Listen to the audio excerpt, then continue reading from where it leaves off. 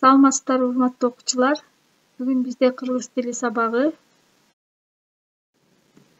Сиздер менен мен Усупжанова Тамара Уркалиевна. Сабактын темасы анология, окшоштуктар боюнча тесттер менен иштөөнүн ыкмалары. Сабактын максаты аналогия боюнча иштөөнүн жолдору тууралуу маалыматтарын тереңдетишет. Тапшырмалар менен иштөөнүн аларды аткаруу жолдорун өздөштүрүшөт. Логикалык ой жүгүртүүлөрү өсөт. Урматтуу окуучулар, негизги тест кыргыз тили. Кыргыз тили милдеттүү тест болгондуктан жогорку жана атайын орто окуу жайларына тапшыруучу бүтүрүүчүлөрдүн бардыгы бул бөлүмдөн тест тапшырышат. Бөлүмдөгү сөздүк логикалык тест мектеп бүтүрүүчүлөрүнүн логикалык ой жүгүртүүсүнүн деңгээлин текшерип, ал окшоштуктар жана сүйлөмдөрдү толуктоо, эне тилде окуу жана түшүнүү, кыргыз тилинин практикалык грамматикасы деген бөлүмдөрдү камтыйт. Аналогия, окшоштуктар боюнча тесттер менен иштөөнүн ыкмаларына көңүлүңөрдү бурамын. Анда эмесе негизги тесттин сөздүк логикалык тест бөлүмүндөгү тапшырмаларын аткаруу боюнча эскерткичтерди карап көрөлү. Бул бөлүмдө эталондук жупту кунт коюп окуу, ал жуп негизги жуп же башкы жуп экендигин түшүнүү, окуп жуп сөздөрдүн ортосундагы өз ара байланышын таба билүү. Эки сөздү катыштырып, кыска жана нуска сүйлөм түзүү. Бир же бир нече белгилер боюнча сөздөрдүн ортосундагы окшоштуктарды жана айырмачылыктарды таба билүү. Жуп сөздөрдү талдоо, салыштыруу, жалпылоо, классификациялоо боюнча ой жүгүртө билүү. Кара шрифт менен жогору жакта берилген жуп сөздөрдүн маанисин аныктап алган соң, жооп үчүн берилген 4 варианттын ичинен маанилик жагынан эталондук жупка окшошун табуу. Жооп вариантынын ичинен бир гана вариантты окуп, калган варианттарды окубай коюуга болбойт. Баарын окуп, маанилик жактан эталондук жупка эң туура жооп белгилөө.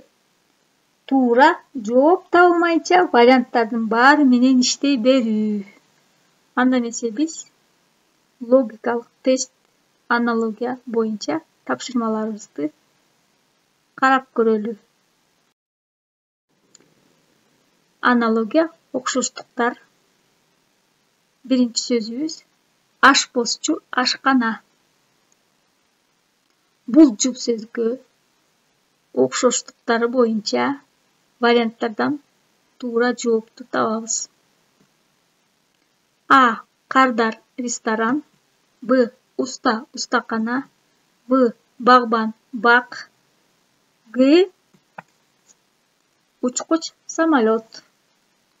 Бул аналогиялык тапшырмада кесиптин ээси менен анын иш ордунун ортосундагы байланышка көңүл буруу керек. Сүйлөм түзүү ыкмасын колдонсок, ашпозчунун иши орду ашканада. А. Кардардын иш орду ресторанда эле эмес. Бсы. Устанын иш орду устаканада. В. Багбандын иш орду бакта. Г. Учкучтун иш орду самолетто. Демек, Б, Г варианттары окшоп турат. Кайра кетсек, самолет асманда. Демек, туура варианты Б варианты. Уста устакана.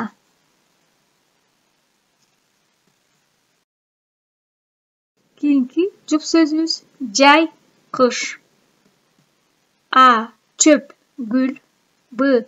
Июль январь. В. Күз октябрь. Г. Суук жылуу. Мында жай мезгили менен кыш мезгилинин ортосундагы антонимдик байланыш берилген. А вариантында чөп деген сөз менен гүл антоним боло албайт. Туура жооп Б варианты. Анткени жай мезгилине июль айы, кыш мезгилине январь айы кирет.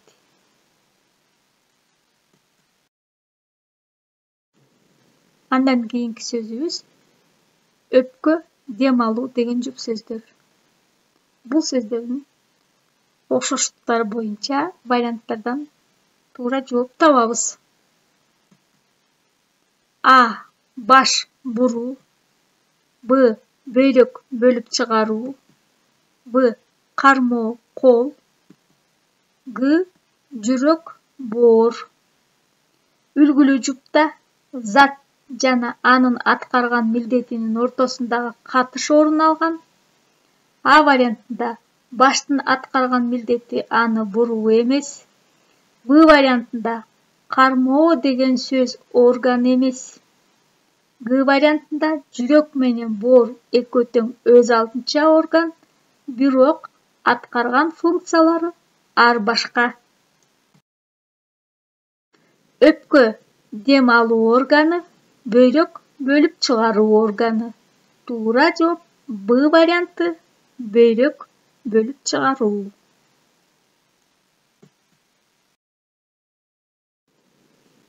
Көчөт, абрикос деген жұп сөздү карап көрөлү. Бул сөздөрдүн окшоштуктарына карап, варианттардан туура жооп издейбиз. А. Бүчү, бак. Б. Урук, сабиз. В. Бадал, табылгы. Г. Терек, аккайым.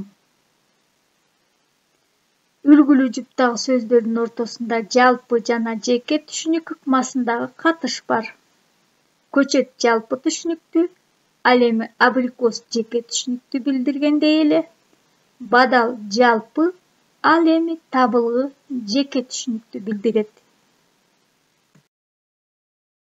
Б, Г вариантында жалпы жеке түшүнүк жок. Мында туура жооп В варианты, бадал, табылгы.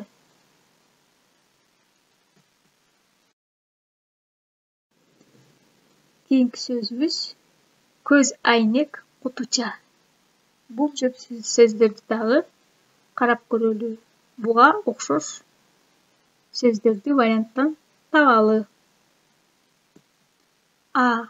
Чөп, чырмок. Б. Гүл, ваза. В. Идиш, салат. Г. Чай, чыны. Бул аналогияда зат жана аны салуучу атайын аспап экөөнүн ортосундагы катыш жатат. А вариантында чөп үчүн чырмок аспап эмес. В варианты жұп сөздөрдүн орун алмашуусуна байланыштуу, туура жооп боло албайт. Г вариантында чайдын өзүн салуучу аспап чыны эмес. Б вариантында гүлдү салуучу атайын аспап ваза экендиги белгилүү. Демек, туура жооп Б варианты. Гүл, ваза. Балдар, ой жүгүртүү башкы нерсе болуш керек. Ой жүгүртүүнү өстүрүүнүн башаты бул аналогия. Аналогиялар ар дайым эле сүйлөм түзүү менен чектелбейт. Тактап айтканда, кээ бир учурда сүйлөм түзбөй эле туура жоопту табууга болот. Синоним, антонимдер буга эң сонун мисал боло алат.